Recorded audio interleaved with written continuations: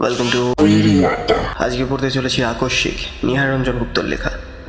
আগে বলে দিই আপনাদের, লাইক করুন, শেয়ার করুন, সাবস্ক্রাইব করুন এবং কমেন্ট করুন কেমন লাগলো আকস্মিক গল্পটি। এরই আড্ডায় আপনি শুনতে পাবেন এমন গল্প যা হয়তো আগে আপনি কোথাও শোনেননি। শুরু করতে চললাম আজকের গল্প আকস্মিক। কথা হচ্ছে আমাদের এক বন্ধু বিভূতিকে নিয়ে। প্রায় 10-12 দিন আমাদের আড্ডায় যে অনুপস্থিত, কোনো খবর পর্যন্ত নেই, অথচ দলের মধ্যে সেই বেশি আড্ডাবাজ। রোজকার মতো আমরা আমাদের ক্লাব ঘরে বসে সেদিনও সন্ধ্যায় জমায়েত করেছি এবং কখন যে আকাশ ভেঙে মুষলধারে বৃষ্টি নেমেছে টেরও পাইনি। খেয়াল হলো রাত 9:30 নাগাদ বাড়ি ফেরার দরকার, কিন্তু দরজা খুলতে যে দৃশ্য চোখে পড়লো তাতে সঙ্গে সঙ্গে আবার দরজার তখনই বন্ধ করে দিতে হলো। জমজম করে তখনও বৃষ্টি ঝরছে এবং বৃষ্টির ছাটে ঘন কুয়াশায় চারিদিক একাকার। সমস্ত গলিটা জলে ডুবে গিয়েছে, ঘরের চৌকাঠ পর্যন্ত জল থই থই করছে। সঙ্গে কারো একটা ছাতা বা ওয়াটারপ্রুফ কিছুই নেই, অথচ বের হওয়ার সঙ্গে সঙ্গেই একেবারে স্নান করে যেতে হবে। তাই সকলে আবার জাঁকিয়ে বসলাম। মহিন বললে, বেরোনোই যখন যাবে না তখন ভূতের গল্প শোনা যাক। সরোজ, বল একটা জমায়েতি ভূতের গল্প। আমাদের মধ্যে বন্ধু সরোজই সাহিত্যিক। শুধু সে সাহিত্যিকই নয়, চমৎকার গল্প বলবারও তার একটা ক্ষমতা আছে। কিন্তু মহিনের প্রস্তাবে বাধা দিল দিব্যেন্দু। বলল, না, শচীনের নতুন কোনো ম্যাগাজিন দেখা যাক, শচীনের নতুন কোনো ম্যাজিক দেখা যাক। আমি প্রস্তাবে এবারে সায় দিয়ে বললাম, হ্যাঁ হ্যাঁ, সেই ভালো, শচীন শুরু কর। আমাদের দলের মধ্যে শচীন অ্যামেচার ম্যাজিশিয়ান না হলেও ম্যাজিক সত্যি তার বাহাদুরির জায়গা ছিল। আশ্চর্য রকমের ম্যাজিক আমাদের দেখিয়ে সে কত যে তাক লাগিয়ে দিয়েছে তার কোনো ইয়ত্তা নেই। ঘরের এক কোণে একটা চেয়ারে বসে শচীন আপন মনে একটা সিগারেট টানছিল। আমার প্রস্তাবে সে বলল, ম্যাজিক যে দেখাবো তার জিনিসপত্র কোথায়? ঠাট্টা করে সরোজ বলল, জিনিসপত্র না হলে ম্যাজিক দেখাতে পারবি না, তবে কিসের চাই তুই ম্যাজিক জানিস? ঠিক আছে, শুরু হাতেই দেখাবো। সকলে উৎসাহিত হয়ে উঠলাম।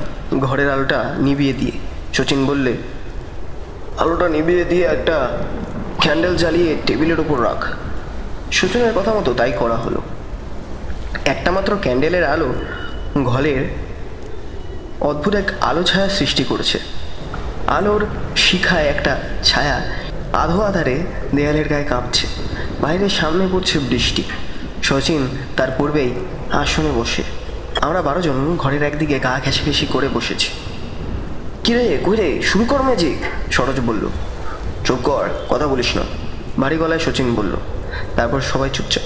1 মিনিট, 2 মিনিট করে প্রায় 15 মিনিট কেটে গেল। সবাই অধৈর্য হয়ে উঠেছে। এমন সময় সরোজ আবার প্রশ্ন করল, কিরে সোচে, ঘুমলি নাকি বাবা? চুপ, দরজাটা খুলে দে, কে এসেছে দেখ, শচীন বললে। সত্যি জলের ছপ একটা শব্দে সকলেই আমরা শুনতে পেলাম। শব্দটা ক্রমে এগিয়ে এসে বন্ধ দরজার কাছেই থামল। তারপর দরজার গায়ে শব্দ উঠল, টুক টুক। কি আওয়ার শব্দ, টুক টুক। আমি উঠে গিয়ে দরজাটা খুললাম। সঙ্গে সঙ্গে একবার বিদ্যুৎ চমকালো।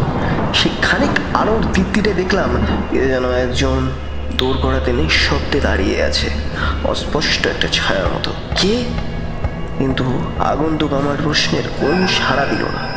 খানিকটা জমাট কুয়াশার মতোই যেন পাশ কাটিয়ে ঘরে ঢুকে গেল। আমি দরজাটা যেমন বন্ধ করেছি, সঙ্গে সঙ্গে দমকা হাওয়ার মতো ঘরের একমাত্র ক্যান্ডেলের আলোটা নিভে গেল। মুহূর্তে নিশ্ছিদ্র অন্ধকার চারিদিককে গ্রাস করলো। এবারে শচীন প্রশ্ন করল, তুমি কে? আমি বিভূতি। চাপা দীর্ঘ নিঃশ্বাসের মতো স্বাভাবিক গলায় সাড়া এলো, বিভূতি? কে বিভূতি? বিভূতি চক্রবর্তী। হাত বাড়িয়ে দরজাটার ঠিক কাছেই দেয়ালে আলোর সুইচটা টিপলাম। খট করে একটা শব্দ হলো মাত্র, কিন্তু ঘরের আলো জ্বলল না। আর ঠিক সেই মুহূর্তেই মনে হলো কে যেন ঠিক আমার পাশেই দাঁড়িয়ে একটা দীর্ঘ নিঃশ্বাস ছাড়ল। নিজের অজ্ঞতাতেই দুপা পিছিয়ে একবার দেয়াল ঘেঁষে দাঁড়ালাম। হয় তখন আমার গলা পর্যন্ত যেন শুকিয়ে উঠেছে। হঠাৎ এমন সময় মনে পড়ল, বিভূতি চক্রবর্তী আমাদের বন্ধু। তবে সঙ্গে সঙ্গে যেন ভয়টা কেটে গেল। সৎসাহস এনে বললাম, বিভূতি তুই? সেই পূর্বের মতো চাপা কণ্ঠস্বর। মনে হলো বড় যেন কষ্ট হচ্ছে তার কথা বলতে। আরও মনে পড়ল বিভূতি তো থাকে সেই ভবানীপুরে, প্রায় 10-12 দিন আমাদের আড্ডায় আসে না। সেই প্রচণ্ড বর্ষণমুখর রাতে সে ভবানীপুর থেকে এসেছে। একটু বিস্ময় লাগলো। আমি এবারে প্রশ্ন করলাম, এই ঝড় মধ্যে এত রাত্রে তুই কি করে এলি? ব্যাপার কি বিভূতি?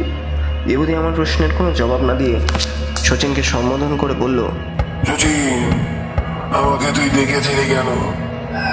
প্রশ্ন করলো এবার সরোজ, এই জলের মধ্যে তুই এলি কি করে বিভু? জল? আরে টিভূষণ, বৃষ্টি। তা হবে কি রে, চারিদিকে জল তুই তুই করছে না? আগে বুঝে বেরোসনি, বলল সরোজ। না তো, শচীন ডাকার সঙ্গে সঙ্গেই তো এলাম। ভিজে গেছিস তো একেবারে? না। বলে কি বিভূতি, ওর মাথা খারাপ হয়ে গেছে নাকি? হঠাৎ আবার বিভূতি বলল, আমি যাই ভাই। যাবি? কোথায় যাবি এই বৃষ্টির মধ্যে? মাথা খারাপ হলো নাকি তোর? আমার বড় কষ্ট হচ্ছে রে, আমি আর ঘরের মধ্যে থাকতে পারছি না, আমি চললাম। বলবার সঙ্গে সঙ্গে দরজাটা যেন খুলে গেল, আর ঠিক সেই মুহূর্তে ঘরের আলোটা দপ করে জ্বলে উঠল। কিন্তু কোথায় বিভূতি? আমরা ঘরের মধ্যে হতভম্বের মতো দাঁড়িয়ে আছি। বিভূতি, বিভূতি, বিভূতি! আমি ছুটে দরজার বাইরে গেলাম। বৃষ্টি তখন থেমে গেছে, গলির মধ্যে জল অনেকটা কমে এসেছে। যতদূর দৃষ্টি যায় কাউকে দেখতে পেলাম না, কেবল জলের মধ্যে দিয়ে কারো হেঁটে যাওয়ার ছপ ছপ শব্দ কানে ভেসে এলো। পরের দিন দুটো সংবাদ আমরা জানতে পারলাম। একটি সংবাদপত্রে প্রকাশিত হয়েছিল, গত রাত্রে প্রচণ্ড 3 ঘন্টাব্যাপী বৃষ্টির মধ্যে শহরের শ্যামবাজার অঞ্চলে বিদ্যুৎ সরবরাহে মিনিট 20-র জন্য বন্ধ হয়ে গিয়েছিল, রাত্রি 9:45 থেকে 10:05 পর্যন্ত। আরেকটা, গত রাত্রে দিন কয়েক ভোগবার পর টাইফয়েডে আমাদের বন্ধু বিভূতি চক্রবর্তী রাত 9:30 মারা গেছে। তারপর কতদিন কেটে গেছে, কিন্তু সমস্ত ঘটনাটা আজও অস্পষ্ট হয়ে আছে। তবে স্বীকার করতে পারিনি এমন ব্যাপারটার মধ্যে শচীনের কোনো ম্যাজিকের কেরামতি আছে কিনা। যেমনি এও স্বীকার করে নিতে মন চাইছে না যে ব্যাপারটির মধ্যে কোনো কিছু ভৌতিক ব্যাপার আছে। তবে যা ঘটেছিল তা বর্ণে বর্ণে সত্যি।